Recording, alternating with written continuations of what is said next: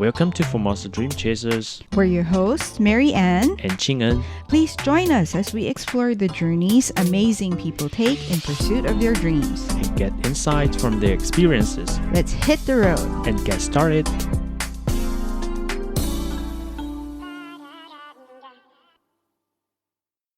Hey, dear listeners, welcome back to Formosa Dream Chasers. Marian and I prepared a special Lunar New Year episode showcasing Chinese calligraphy, as this is one of the most iconic traditions during this festive holiday.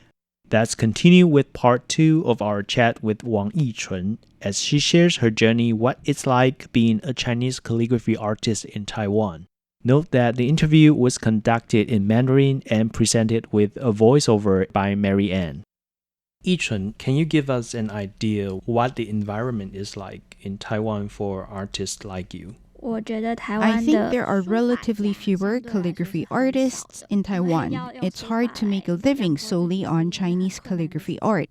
Most Taiwanese calligraphy artists I know have other jobs. They may be school teachers or graphic designers. Calligraphy is another skill they specialize in or is a hobby. It is not a profession that they engage in every day. That is the situation in Taiwan. Do you mind sharing how calligraphy artists make money? Can you give us an idea how much they can earn? In Taiwan, most calligraphy artists make an income through the sale of their works. I think my situation is unique, as my income solely comes from selling my work or from commissions for my artwork. I can say that in terms of the range, what I earn is way more than the monthly pay one gets from a full-time job. For example, if I complete 3 or 4 pieces in a month on a regular basis, then I can definitely earn even more. But it is also possible that nothing was sold in a month's time. It's hard to say what I actually earn every month. I've held 2 individual exhibitions, and the sales of my work at both exhibitions did really well. So it is possible that I can earn the average annual income of most people from just one exhibition. However, there is no guarantee that I can always get that much profit from a single exhibition, or that I will have a stable income in the long run. But I can share that my income in the last 2 years have been much higher than I expected. I never thought that I could earn money from calligraphy. I thought I would have a regular job like other people, then make extra income by writing calligraphy. But the reality of the last 2 years is that I have been quite busy, as most of my time has been spent on working on my art commissions. I don't know how other calligraphy artists make their living, since there aren't a lot of calligraphy exhibitions in Taiwan. I believe that most calligraphy artists have other full-time jobs, working as university professors or in-house designers. Just like most types of artworks, the rate is calculated based on its size. In Chinese calligraphy, we use a 30 by 30 centimeter as a unit to calculate the price of a calligraphy work. As for my own work, I charge 6,000 NT dollars to 8,000 NT dollars per 30 by 30 centimeter measure. But it also depends on the amount of words in the piece. Writing 1,000 Chinese characters is different from only 1 character. The type of paper used for the calligraphy work also affects the price, as some are pretty cheap and others can be super expensive. So the price of my calligraphy work generally starts from 8,000 NT dollars or 266 US dollars to 10,000 NT dollars or 330 US dollars, and can go as high as 30,000 NT dollars, which is equivalent to 1,000 US dollars. An artwork as large as a wall would normally cost more than 100,000 NT dollars, which is more than 3,300 US dollars. In fact, there is no standard market price. Calligraphy art is different in that the price of one's work can increase based on one's age and experience. When I first started, the price of my work was 3,000 NT dollars, and that has slowly increased over time. It really depends on you if you feel your work can sell at a certain price point, depending on your skill. In my case, I work with art galleries and take on art commissions. If you work with an art gallery, the art gallery can help set the price price based on where they think your market positioning is and on whether they can make a sale on your art piece. They will then share the profits with you minus their share. However, if I make a sale myself, then all of the profit I make is mine. But of course, if the art gallery is working with you, then as an artist, one only needs to focus on making the pieces. They will take care of all the other details. So there is a cost with working with art galleries, as your income will be less, but the responsibilities you have are also less. Do you have any advice for those who want to become calligraphy artists or just artists in general like you who are just starting out their career? In my opinion, calligraphy is unlike any other art form where you can make a name for yourself solely based on novel or creative ideas. Chinese calligraphy as an art is not something where one can achieve success overnight. It takes a lifetime to sharpen the skills and gain experience in calligraphy. So I would first suggest having a good foundation in calligraphy. From there, go learn to appreciate other different things outside of calligraphy. Also, you have to invest a lot of time developing your own writing style. All calligraphy artists are initially trained to imitate various script styles from calligraphy copybooks and learn to write these exactly the same way. In the end, though, you're just a copycat. So it is my goal to become someone like the prestigious female calligraphy artist Dong Yang. Her calligraphy style is so unique that people can recognize her artwork from the get-go. To have my work be similarly recognized is my ultimate goal. I believe that this should be the goal for those who aspire to become full-time calligraphy artists, as life would be hard if you don't have the determination to reach this level, as there would be the possibility that no one would request you to write for them throughout the year, and you might not get the opportunity to hold your own exhibition. If that is the case, it's better to choose a different career, build your social networks, and learn some other skills. Is there any calligraphy work in popular culture that you would recommend for people to check out? Calligraphy is commonly seen in many Chinese martial arts films. You can also find it in some Japanese films as shodo, which is quite different from Chinese calligraphy. By the way, I really like the film Fearless. The essence and concepts conveyed in the film are similar to the pursuit of Chinese calligraphy. The protagonist, Huo Yuanjia, spends a lifetime trying to understand the meaning of martial arts. It seems like all Chinese art forms require one to spend one's lifetime in pursuit of mastery. Whether or not this has been achieved, it all depends on how you feel.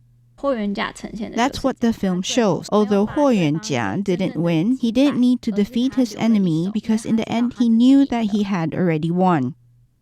Chinese calligraphy is the same. You know when you have achieved a certain goal, but no one else would notice. For example, you want to write a certain way, and even when you have accomplished it, no one would know because only you know what was the goal you have been pursuing over time. Now that you have already gained some recognition, what's your next step to your journey and how would you define success? I hope I get to travel to more countries and see different exhibitions, as this would give me new ideas and inspiration for my own exhibitions. I also hope that my works can be exhibited outside of Taiwan and be showcased in China, Hong Kong, and even the United States. I think it will be exciting if I can follow in the steps of Dong Yang, whose works were exhibited in the US.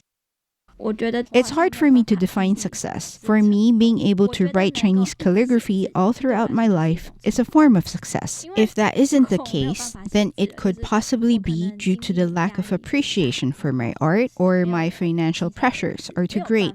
Not being able to write calligraphy for the public for me is a form of failure. Therefore, so long as I am continuing with my calligraphy writing, then it feels like I'm on the road to success. I also aspire to be able to fluently present my works in English someday. Where can we check out your artwork? My Instagram. I didn't intend to promote my work as initially I just wanted to create an archive of all the work I did. 因为每一件作品如果你写完就收起来的话 Because if one just puts the pieces away, you'll never know how much progress has been made in the process. 一开始我创立 Instagram 是要自己会去看。 So my initial reason for starting an Instagram account was for me to review and compile a complete collection of my works. 因为我发现那对我后续 Later, I realized that this was pretty useful when I was preparing a collection of my own calligraphy works. With the Instagram account, I could easily find all my past work and compile them efficiently. 那也因为这样子，因为网络的世界越来越发达，所以大 With 家 internet accessibility, my account is where people can connect to me and appreciate my work. I-chun, thank you for coming here to talk with us. It's really an enjoyable conversation. Yeah, we learned a lot about Chinese calligraphy. Thank we you. learned about the environment here in Taiwan for artists. I enjoyed it a lot. I Thank learned you. a lot. Thank you. Thank you for coming. Thank you. Thank and you. Hope to see you next time in Radio Taiwan International. Yeah, we're going to interview again the next time you have an exhibit, and then we can get to talk to you some more. Thank you. Yeah, okay. Thank you. Bye. Bye. Again, this is Qing-en. And Mary Ann. See you guys next Sunday. Bye. Hãy